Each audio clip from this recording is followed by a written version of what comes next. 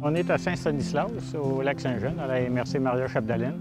Un projet est né, c'est-à-dire d'essayer de redynamiser la municipalité en amenant une nouveauté ou quelque chose de particulier qui pourrait faire la différence entre notre municipalité et d'autres. On savait que l'église, chez nous, était utilisée, mais quand même pas tant que ça. Puis on avait besoin d'espace, puis on n'avait plus de restaurant, on n'avait plus aucun service. Puis il y a quelqu'un qui nous a fait allumer une année sur l'église qu'on avait, l'importance que ça, la nef, les hauteurs, tout ça, veut dire un mur d'escalade à Saint-Stanislas. On trouvait ça farfelu, mais pourquoi pas? Tout ce qu'on peut voir au niveau de la signalisation, des aménagements, du lignage de rue, tout ça était planifié dans un plan d'ensemble qui a été validé par un comité de citoyens du milieu pour voir aussi l'ampleur financière de ce que ça pouvait représenter. Tout le monde me disait, dans une consultation publique, quelqu'un me dit, Mario, le conseil municipal veut le faire, le projet, vous allez le faire, vous n'avez pas besoin de nous autres. Et je dis, non, c'est pas comme ça qu'on va faire, parce que si les gens ne s'approprient pas le projet, on est mort en partant, on ne vivra pas. C'est pour ça qu'on a fait autant de consultations, puis qu'on a dit à un moment donné, oui, on va d'avant. Les Jardins forestiers, c'est une organisation qui est en place depuis 1995 pour créer une richesse, si on veut, là, en faisant de la coupe forestière et de l'aménagement.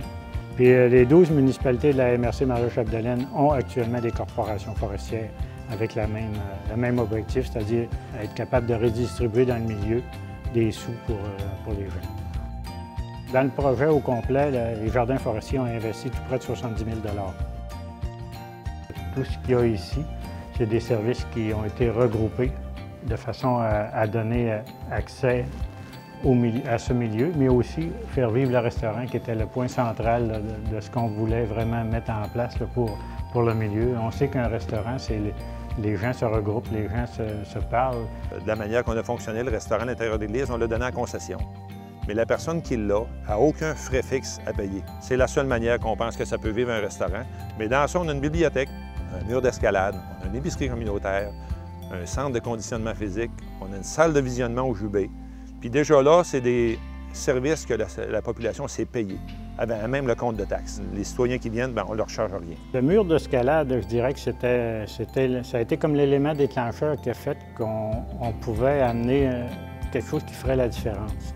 On attire les gens vraiment sur la qualité de vie. On n'arrête pas d'en parler. Quand on va partout un petit peu à la radio, dans n'importe quoi, on parle de la qualité de vie qu'on a chez nous à Saint-Stanislas. La retombée sociale, c'est assez spécial ce qu'on a fait avec ça. Ça l'a vraiment redynamisé notre village.